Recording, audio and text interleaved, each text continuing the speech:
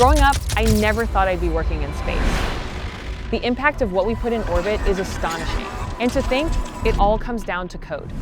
I'm Roshena. I'm the engineering director for flight controls here at Astranis. On its way to GEO, high-energy radiation particles pass through the electronics. When one strikes memory for the flight computer, a stored bit can shift from a 1 to a 0. Flight software is built expecting reality to occasionally lie. It continuously checks memory, compares sensor measurements, and looks for behavior that doesn't make physical sense.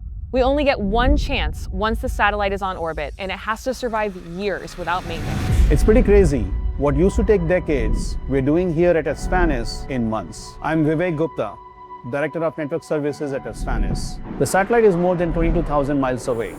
By the time the response comes back, more than half a second has been burned from the speed of light. The world has a lot of ways to weaken the RF signal. A fiber optic path breaks, a ground station goes dark.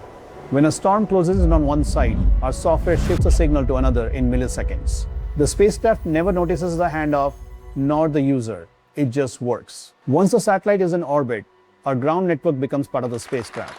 Network services and flight controls are just two of the many software teams at Astranis. I still wake up every day to live this experience. There is nothing else like it.